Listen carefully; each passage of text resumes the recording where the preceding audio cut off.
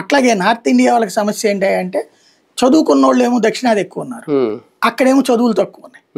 అక్కడ వాళ్ళు physical work ఎక్కువ చూపించారు తప్పించి చదువుకుంటాం అంటే డబ్బు ఉన్నటువంటి వాళ్ళ పిల్లలు అనేకంటే కూడా వాళ్ళకి అక్కడ చదువు మీద ఇష్టం ఉన్నటువంటి వాళ్ళు చదివారు. అక్కడ డబ్బులతో పెద్ద అవసరం లేదు, మనకు మళ్ళీ ఎక్కడికి మళ్ళీ కార్పొరేట్ విద్య గొడవ లేదు.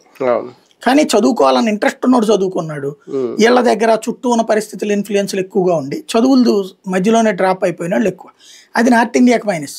బట్ ఇప్పుడు దాన్ని అడ్వాంటేజ్ కిందకి మార్చుకొచ్చాడు యోగి ఆదిత్యనాథ్. దాంతో గుజరాత్ లో మ్యానుఫ్యాక్చరింగ్ సెక్టర్ ఎట్లాగో ఉత్తరప్రదేశ్ లో మ్యానుఫ్యాక్చరింగ్ సెక్టర్ బాగా డెవలప్ చేసుకొచ్చాడు. బీహార్ లో అట్లాంటి మ్యానుఫ్యాక్చరింగ్ సెక్టారు ఈ మధ్య కాలంలో సక్సెస్ అవుతా వస్తుంది. అది పబ్లిక్ చూస్తున్నారు కాబట్టి అది ఎంత అడ్వాంటేజ్ అవుద్దో చూడాలి. కానీ బీహార్ లో జిఎస్టీ సంస్కరణలు ఎంతవరకు ఎన్నికల మీద ప్రభావం చూపిస్తాయి? ఇప్పుడు దాన్ని ఏమంటారు, కర్ణుడి చావుకు 100 కారణాలు అన్నట్టు గెలుపుకు 100 కారణాలు ఉంటాయి, ఓటమికి 100 కారణాలు ఉంటాయి.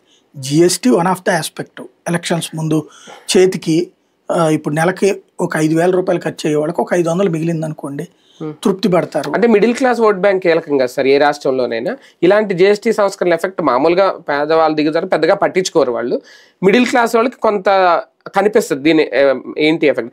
అది అంటే రీసెంట్ గానే జరిగింది కాబట్టి పెద్ద గ్యాప్ ఏం లేదు. కాబట్టి బీహార్ ఎన్నికల మీద ప్రభావం ఉంటే రేపొద్దున తర్వాత తమిళనాడు దాని మీద కూడా ఉంటుందని ఒక అంచనా వేసుకోవచ్చు. ముందు దీని మీద అక్కడ ఉంటుందా ఉండదా? అంటే బేసిక్ గా అక్కడ ఇన్కమ్ ట్యాక్స్ జిఎస్టీ ఈ రెండు